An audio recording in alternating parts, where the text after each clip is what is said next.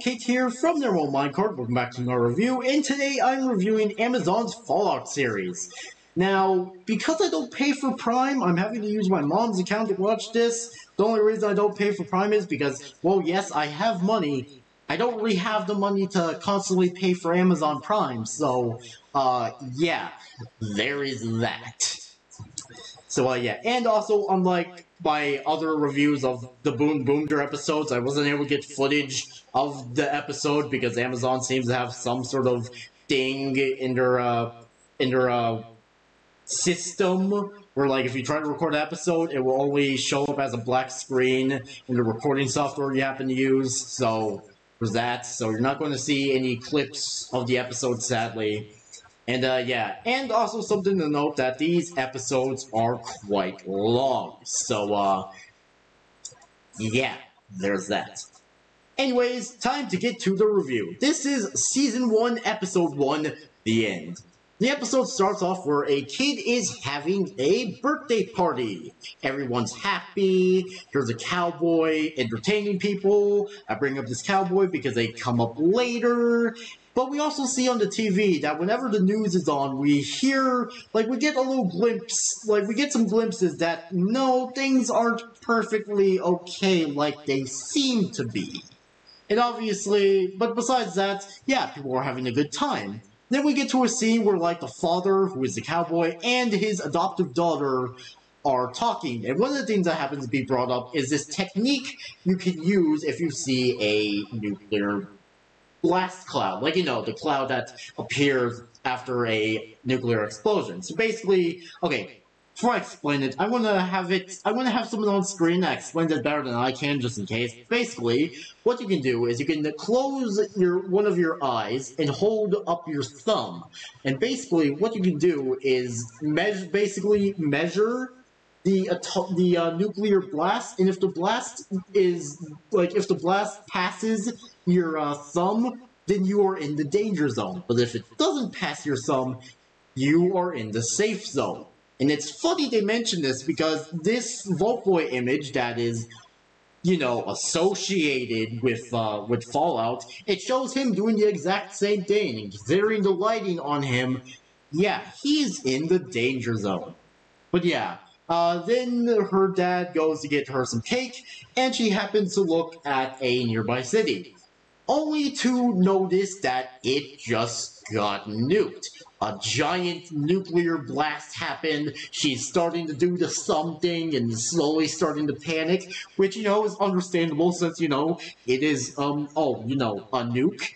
When her dad comes out, he notices that she is starting to panic, and then, like, he looks and realizes what's happening, and after the blast, everyone starts to panic and freak out. There are some people fighting, and people are trying to leave and escape. The dad and the daughter escape on a horse, and when they do escape, we actually see in the background that there are even more nuclear explosions going on, and then it cuts to black.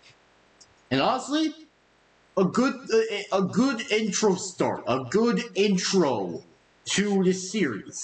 So yeah, we get the Fallout logo comes out on screen, followed by a jump cut to 129 years later, where we meet our main character, Lucy. Lucy is applying to some position, and this is where we get to learn things about her, where we discover she is a strong and independent woman, but thankfully not in the Mary Sue category. So thankfully, she is not a Mary Sue. Thank God. So yeah, we also discover she has a father and brother, and used to have a mother, but something happened to her mother, and obviously with shows like this, we're obviously going to learn what happened to the mother a lot later on. But yeah, Lucy is thankfully accepted into the program. Or not the program, the position. Probably curious what this position is for. Well, basically, Vault 33, which is the vault she's a part of, is doing a little trade deal with Vault 32. because basically, Vault 32 had some sort of famine plague thing happen with the crops, and they lost some people, although later on we see that's not completely the truth. And also, someone should mention, there are going to be spoilers in this episode, or in this review, so, you know, if you don't want to have any spoilers, then, you know, go watch the series for yourself, if you want. But, yeah. So, everyone's getting ready. Lucy is getting a dress that seems to be a family heirloom, mostly because inside the dress there are writings from other people who have worn the dress. So this is definitely a family heirloom and a tradition. So yeah, Vault 33 and Vault 32 meet, and as we see, Vault 32 is a bit suspicious, and some later scenes, like, they're acting a bit different compared to the Vault Dwellers of Vault 33. So, there's that, and again, I'll bring that up later. And the person that Lucy will be marrying from Vault 32 is a man named Monty, which just by looking at him, you can definitely tell that 1, he's hot, and 2, he's a bit suspicious. His hair is a bit messy, I'm just saying, so, you know, something pretty sussy might be going on. So yeah, they have a ceremony, and they have a little marriage thing, and one of the Vault Dwellers of Vault 33, who is in charge with opening, like, doors and stuff, he's jealous because he wants to date Lucy, and we actually get a scene, like, before the door of Vault 32 is open, like, he pretends to act like the control panel is broken and stuff, it's real funny. But, yeah. So after all this, Lucy and Monty go to her part of the vault, and, like, she's explaining things while Monty proceeds to take off his clothes, because apparently he wants action now. And that's what happens. We get to see a sex scene between Lucy and Monty. And, okay, it's not that graphic, but it still felt awkward because I haven't seen that many sex scenes in TV shows or movies, so yeah, there's that. The last time I saw a sex scene in, like, a TV show or movie was, like, the first episode of Ash vs. the Evil Dead. So, yeah, sex scenes in movies, or sex scenes in shows or movies, they make me feel awkward. I don't know why. So, yeah. Meanwhile, with Lucy's brother, which, yes, she does have a brother, and the father, which the father seems to be the caretaker of Vault 33. Her brother goes to investigate Vault 32. He sees that, yes, their crops are quite messed up, but then when he goes to check one of the rooms, he discovers a dead body, which seems to be the past caretaker of Vault 32. So yes, that is right. These people of Vault 32, yeah, they're not the real Vault Dwellers. They are actually discovered to be raiders. Lucy discovers this when she notices that her new husband, I guess, is acting weird, and she uses her Pip-Boy to scan him to see that, yes, he is radiated, which means he is from the outside, which means he is a raider. And in the two fight, Lucy gets injured, and Monty gets injured, and his face gets scratched up by Lucy when she uses a broken glass. So she takes his knife, she leaves, and instead of taking this huge machete that's jammed into the wall and another Vault Dweller, she instead goes to the weapons room and gets a tranquilizer. Which, you know, yeah, sure, get the tranquilizer and not the machete, yeah, whatever. But, yeah, we see in the room where they had the whole assembly and stuff, there's chaos, people are dying, both Vault Dwellers and Raiders. Thankfully some of the Vault Dwellers are able to survive. Lucy is able to get her brother hidden so he doesn't get hurt. And, yeah. Then Monty comes back to try and finish Lucy off, but thankfully Lucy's father is able to knock him back with a shovel and drowns him in in a barrel filled with pickles and pickle water, which, you know, ew. So yeah, after that, so after that, Lucy and her father go looking for the others, where they go to the entrance, where they discover that they are being held captive, and the fake caretaker of Vault 32 makes a deal. Either Lucy dies or the ones they've captured dies, and the father decides, none of them really die, but the father decides to have Lucy like locked in like a storage room, and then her father is knocked out, where he is taken to the wasteland, because that's going to be the main objective of Lucy, for her to get her father back. So yeah, an explosion is set off. Thankfully, the people who were captured and Lucy survive, and we cut back to some time where, like, they're having to clean up the whole vault, and they're, like, thinking of, like, what to do.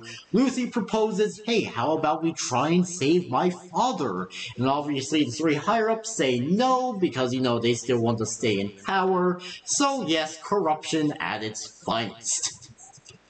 Then we cut to black again, and this is where we are introduced to another one of our main characters, a guy named Maximus, which honestly, Maximus is a pretty badass name. If you, look, if you have the name Maximus, you immediately have so much badass points. It's as badass as having, like, your last name be Castle or something. But yeah, to get back on topic, he is a part of a military base, which is a part of the Brother of Steel, which is a faction from Fallout. And they mostly are known for having the power armor that's also famous and associated with Fallout. This is another thing I like with Fallout. I really, really do like the look of the power armor.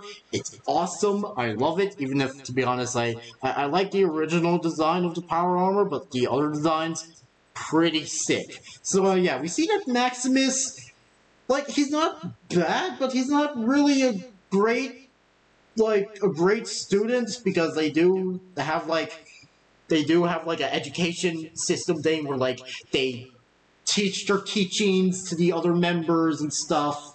So, yeah, we see that Maximus doesn't really have the highest of positions, as in some of the scenes with him, we see that he has to clean up this manure and stuff. But, but then one of his friends decides to take him to an area where we see the power armor, and we see Maximus reach out to the power armor to touch it, and we see him have a flashback where we see Child Him was rescued by someone who was wearing the same power armor.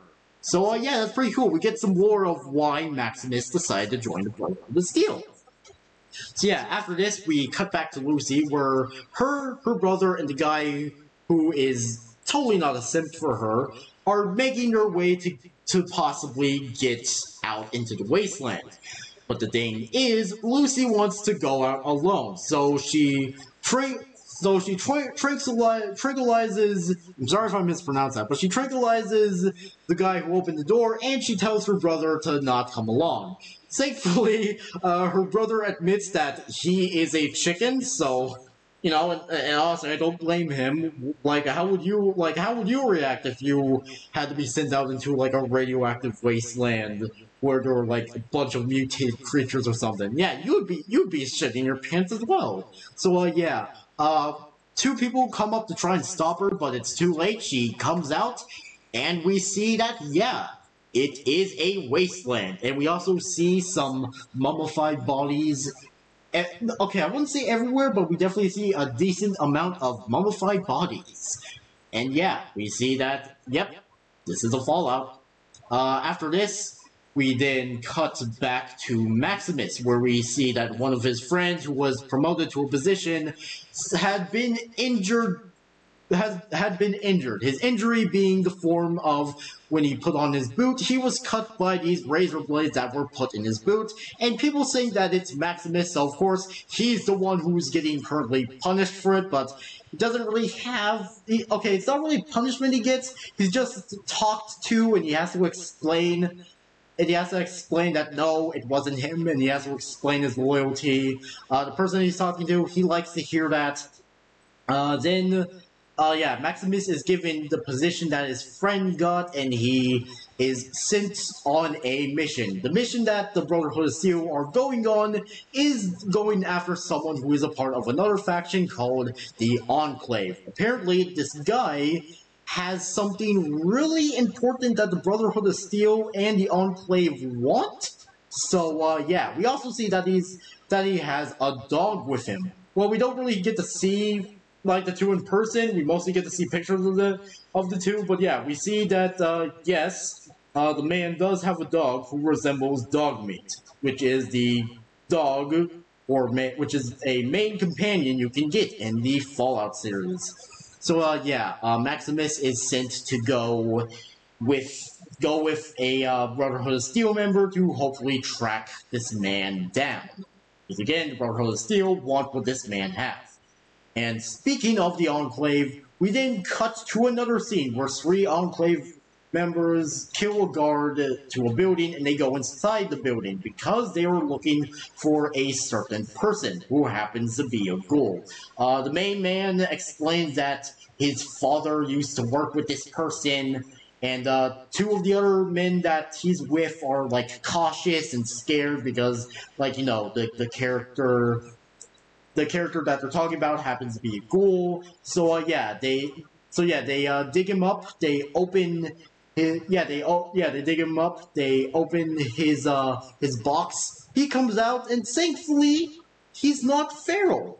He's not feral, thankfully, and the main guy explains what they need him for, then the ghoul, which, yes, that is the guy's name, the ghoul, even if, yes, he is the cowboy from previously, but yeah, the ghoul decides, you know what, I don't need these 3, he kills the first 2, and then gets the 3rd guy trapped in his coffin.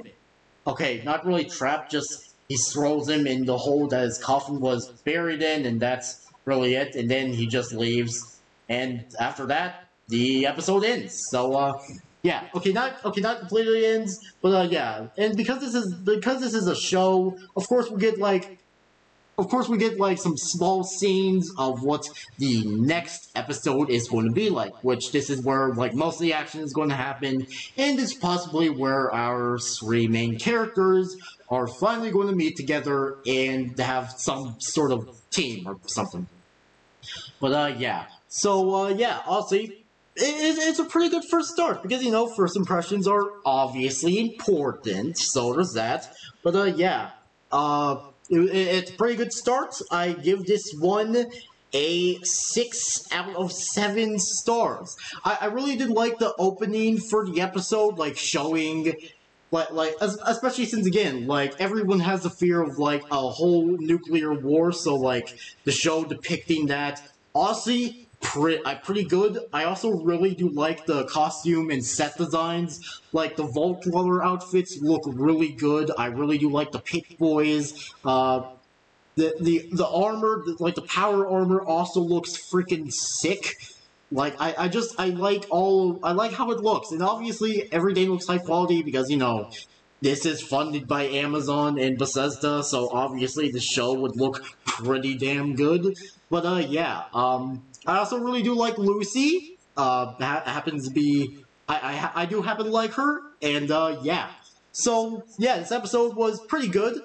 Even if, yes, the sex scene at the beginning was quite, awkward for me, but, yeah. So, anyways, that was it for this video. Make sure you all subscribe and like for more, and I'll see you all later. Peace out, home guards, and goodbye!